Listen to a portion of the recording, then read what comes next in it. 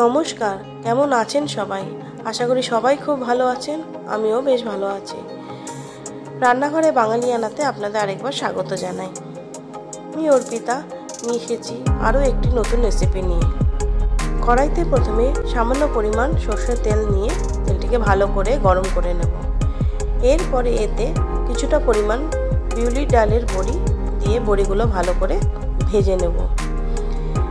এটি আমার ঘরে বানানোই বড়ি ছিল।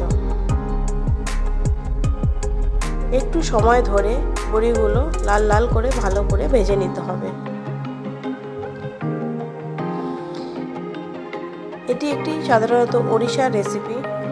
আমি যখন প্রথমে খেয়েছিলাম আমার খুব ভালো লেগেছিল, তাই আমি আপনাদের সাথে রেসিপিটি শেয়ার করছি।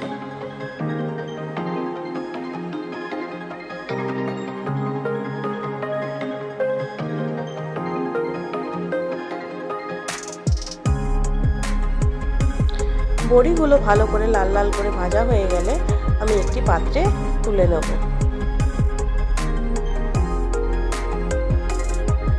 বড়িটা সামান্য ঠান্ডা হয়ে গেলে আমি বড়িগুলোকে একটু ভেঙে নেব।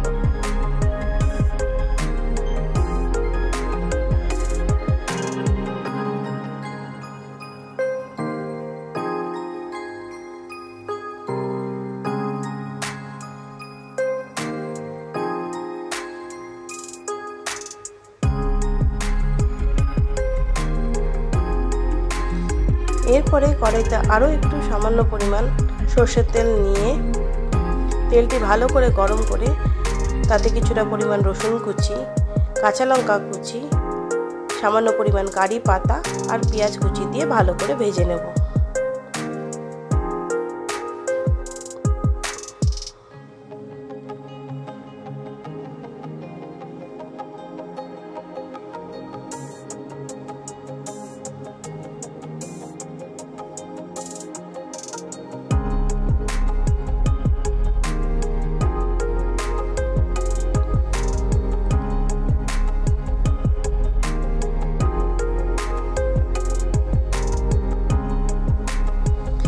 এটি ভালো করে ভাজা হয়ে গেলে আমি এখানে ভেঙে রাখা বড়িগুলো দিয়ে দেব।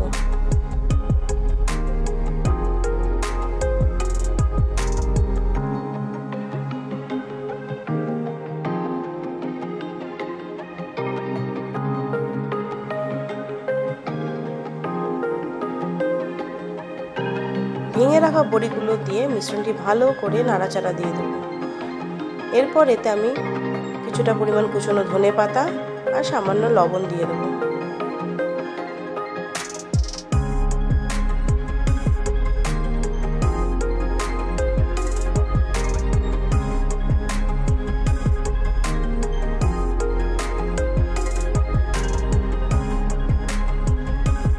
মিশ্রণটি ভালো করে নাড়াচাড়া দিয়ে ভালো করে ভেজে নিয়ে আমি গ্যাসের ফ্লেমটি বন্ধ করে দেবো। এই মিশ্রণটি একটু ঠান্ডা হয়ে আসলে আমি একটি মিক্সিং বাটিতে নিয়ে মিশ্রণটিকে একটু গুঁড়ো করে নেব। আপনারা চাইলে একেবারে গুঁড়ো করে নিতে পারেন, তবে এরমভাবে বানালে একটু বেশিই ভালো লাগে খেতে। এরপর মিশ্রণটি আরেকবার নাড়াচাড়া দিয়ে তাতে কুচনো পেঁয়াজ দিয়ে আরেকবার একটু মেখে নেব। একবার রেসিপিটি বানিয়ে দেখবেন, গরম ভাতের সাথে দারুণ লাগে খেতে। রেসিপিটি কেমন লাগলো অবশ্যই কমেন্টে জানাবেন।